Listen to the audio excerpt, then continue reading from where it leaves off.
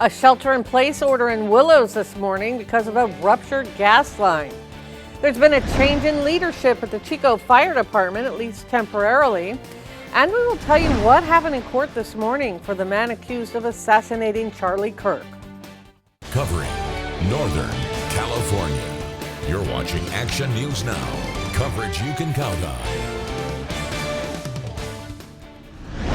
New at noon, a gas line break brought a shelter-in-place order for several neighborhoods in Willows this morning. The leak was in the area of East Villa and East Oak Street. People for blocks around were told to stay indoors. They were told to not use natural gas and to avoid igniting any flames, also to not start any vehicles unless told to by first responders. The shelter-in-place order was lifted by about 10:20 a.m. after the gas was shut off for repairs. Willows Fire told us the break was caused by construction work. Also new at noon today, the city of Chico has appointed an interim fire chief to head up the fire department for an unknown period of time. Today's announcement says that it's because Fire Chief Steve Standridge is on leave. The announcement did not say why or for how long. It did say that former Chico Fire Chief Bill Hack, who you see here, has been appointed to head up the department for now, effective today. Chief Hack worked for Chico Fire for 22 years before leaving in 2017 to serve as chief in Lincoln and Rockland. City leaders believe his familiarity with the department will definitely be beneficial. This is a live look from the EMI Alert California camera showing a lot of threatening clouds in the sky. And we're seeing a chance of showers today. That's pretty exciting, Court. Yeah, it is. And not just showers, a lot cooler today as well, and a bit windy. Here's the view to the west across Tehama County from the East Los Molinos camera. A lot of cloud cover overhead in this live look right now. And I am tracking some showers that have worked across parts of our region already this morning. Now for the valley, those showers have been in a band on that northwestern side of the valley, and that did extend through the Redding area briefly. Right now, it's dried out for the moment, but more showers are possible with a heavier band of rain along the coastal range into the northern mountains. Trinity County seeing some pockets of heavier rain, as is Siskiyou County right now. Current conditions outside for your noon hour, 68 degrees in Chico. Cloudy skies, wind out of the southeast of 14 miles an hour, 66 degrees in Redding. South wind to 7 miles an hour with cloudy skies, 68 degrees currently for Red Bluff. And right now, 70 degrees in Orville. Cloudy skies just blanketing our region for today. Heading into this afternoon, high temperatures in the upper 60s to mid 70s for the valley. We'll have wind out of the southeast to 15 miles an hour, gusts up to around 25 miles an hour. So those winds strong enough to be a little bit of a concern, but at least they're out of the south. The good news here, humidity staying high, 63% or higher. That'll leave us all around with fire danger, for the most part, in the low range for your Monday. Coming up in a few minutes, Linda, I'll be tracking where wet weather is looking likely over the next few days, how long these cooler and wet conditions are going to be sticking around, and what you need to know to take on that first entire full week of the fall season. All right, thank you, Court. We are sharing new photos from a destructive fire in downtown Weed that brought evacuations. Firefighters from the city and CAL FIRE battled wind-whipped flames after the fire started in a building on Main Street at Camino Avenue. Just before 10:30 yesterday morning, the flames spread to vegetation. It was fueled by 36-mile-an-hour winds. One witness told us 4 buildings burned. We're working to confirm that. Now, all evacuations were lifted by about 6:30 last night, but Main Street, at least part of it, remains closed today. The cause is being investigated. New at noon, the True North Housing Alliance says it has received $30,000, or rather $430,000 so far, I believe.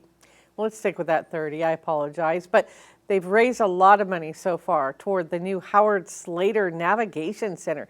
More help is needed, however. True North still needs $415,000 to pay for the $2.5 million project to expand services to fight homelessness, including prevention and rapid housing.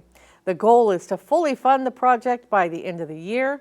We have a link where you can learn more and donate on our website. Just head to News Links. The city of Chico moving forward with clearing out more illegal homeless camps today. The first of 3 locations is at Tykert Ponds. The city says 14 people are camped there with 18 abandoned camps. The second location is Silver Dollar Way, where there are 5 abandoned camps. And crews will also work to clear 1 camp from the bike path between East Park Avenue and East 20th Street. Law enforcement officials are looking into the deadly attack at a Mormon church, Church of the LDS in Grand Blanc, Michigan. They said today everyone's been accounted for and the death toll did not go up. 4 people are dead, 8 others wounded after a gunman opened fire during a Sunday morning worship service, then set the building on fire.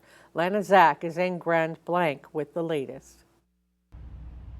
Investigators are searching through the debris of the Church of Jesus Christ of Latter-day Saints in Grand Blanc, Michigan. We still are in the process of clearing out that church, but at this time, everyone is accounted for. Police say the gunman rammed a vehicle into the church, then opened fire on hundreds of worshipers before setting the building on fire. The FBI is investigating this as an act of targeted violence, and we are continuing to work to determine a motive.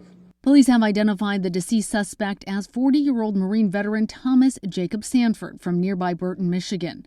Police say they took him down 8 minutes after the first 911 emergency call. When the vehicle first rammed into the building, which was standing right over there, a number of churchgoers who heard the bang ran outside to see if they could help, only to find themselves face to face with the shooter. As I was running, with how close he was getting to me, with his shooting, I was just standing there or running, expecting to get a bullet in the back of my just legs or in my back or something. Paul Kirby said the hardest part was being separated from his wife and children. That was the scariest moment of my life, is not knowing my family was okay. He said he didn't hear the shooter say a word as he went on his rampage. Lana Zach, CBS News, Grand Blanc, Michigan. Investigators say the shooter graduated from a nearby high school, served in the Marines until 2008, and was deployed as part of Operation Iraqi Freedom. The 22-year-old man charged with killing Charlie Kirk appeared in a Provo, Utah court remotely this morning during the so-called waiver hearing. His newly appointed legal counsel said her team wants Tyler Robinson to have a preliminary hearing where the judge will determine if there's enough evidence against him to go forward with a trial. Prosecutors have charged Robinson with aggravated murder, and they plan to seek the death penalty. Both sides are due back in court October 30th. To update the judge on the evidence discovery process, Robinson will be in court at that time. Today's unsolved mystery is about a teenager from Shasta County who disappeared 21 years ago. 15-year-old Austin Sparks was last seen by his father at their home in Montgomery Creek the morning of January 4th, 2004. The medication he was taking gave him problems with sleeping, and he woke his father up, but his father told him to go back to bed. But Austin left the house instead. Footprints led 2 miles into deep snow to the banks of the Pitt River. He may have fallen in and drowned, but a body was never recovered. Austin Sparks attended a special needs school in Reading. Investigators believe he may have tried to go to the Reading skate park. He was 15 when he disappeared. Today he would be 37. He was 5 feet tall, 115 pounds, wearing dark sweatpants and a sweatshirt and a gray Globe skater shoes. If you have any information about what may have happened to Austin Sparks, call the Shasta County Sheriff's Office. State Fair corn dogs and several other meat-on-a-stick items are being recalled. We'll share the details of the concern that prompted it. And a fashion experience like none other in Chico this coming weekend, a tradition drawing crowds for 20 years now. A guest joins us with details.